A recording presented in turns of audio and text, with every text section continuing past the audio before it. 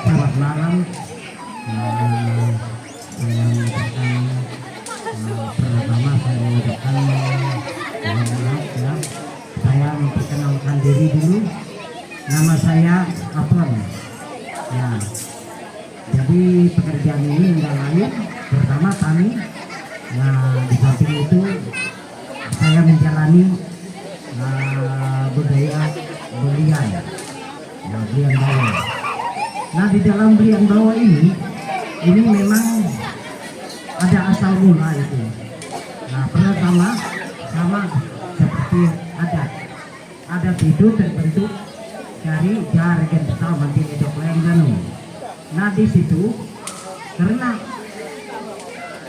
Tuhan yang kuasa itu tidak mau anaknya itu mempunyai aturan di bumi, maka sehingga dia menugaskan ada untuk megang adat, ada yang untuk tugas untuk belian, dan serta yang lain-lain. Nah di dalam itu saya ringkas, artinya yang ditugaskan untuk sebagai mantil yaitu tadi yang namanya penyuluhnya yaitu kepar bulau serta kilip. Nah lalu kemudian kilip itu ditugaskan untuk belian. Nah, karena di dalam di Jaragen Petau itu ada yang mengenai kena penyakit sakit-sakitan di dalam Jaragen Petau, artinya kalau sebut banjarnya benua. Nah di dalam itu ditugaskan dia untuk belian. Jadi dia menjalani belian. Nah, dan jadi di dalam dia menjalani belian itu bermacam-macam bentuk belian. Ada yang kalau sakitnya enggak begitu parah, dia ada yang hanya belian mangan. Nah, duduk, beliannya duduk, hanya mangan kayak gitu aja. Nah kemudian ada juga yang tingkat menengah, memang juga tetapi pakai suara santunan suara, santunan lagu, suara. Nah kemudian yang paling tinggi lagi disebut belian bawong. Yang itu tadi pertama belian papat, kedua itu disebut nyeroet. Nah ketiga yang tertingginya belian bawong. Nah belian bawong ini dia memang menggunakan gelang, pakai kenong, pakai gendang, pakai gong, dan memerlu mantil, memerlu adat. Nah, karena itu memerlu adat, maka semuanya mereka di dalam Jaragen Petau itu berguna. Nah, kemudian lalu di dalam itu maka setelah turun ke dibuat desa masing-masing. Ini ringkasnya. Seperti tadi katanya di itu Tanjung Lino, juga ini itu di Liwon, sebagian di daerah TW. Jadi belian juga diluncurkan di sana, ditugaskan satu-satu orangnya. Kalau untuk di TBS itu yang bernama Brek Bulau. Nah, beliannya. Kalau di Tutu, kalau disebut ini Tepalong. Tutu itu apa kami sebut ini Tutu. Itu Nepari belian dulu sebelum kita yang ada dilahirkan. Nah habis itu diturunkan kepada kakek nenek serta yang lain-lain turun menurun sampai saat ini dilaksanakan oleh saya sendiri di Desa Dandung ini. Maka di dalam belian ini banyak kegunaannya. Pertama untuk menyembuhkan orang yang sakit-sakit. Nah, juga bisa misalnya kita punya hajat, dan juga peresmian ini yang beradat, maka kesambutan belian itu sampai mempan kerbau. Buktinya ini ada satu itu dari belian. Nah, ini juga wala-wala. Jadi itulah tugas belian bermacam-macam bentuk, orang tahunan, buang sial bisa, orang dapat uang baru, kalau hajatan bisa, juga yang lain-lain. Itu semuanya bisa. Di dalam itu saya mengharap kepada bapak yang datang itu tolonglah bangkitkan kami di sini. Di dalam budaya-budaya ataupun adat. Jadi saya mohon maaf, saya tidak bisa menyampaikan yang sedetailnya. Saya menyampaikan kata-kata yang garis besar.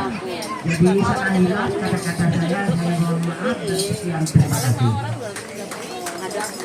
Baik, terima kasih sudah kita dengarkan sama-sama bersama para bapak belian, karena beliau adalah pelaku belian bawah itu sendiri. Maka saya sedikit meluruskan, artinya asal belian itu sudah kita dengarkan tadi oleh beliau. Dia bilang hanya turun ke ini, jadi sudah kita tahu belian itu.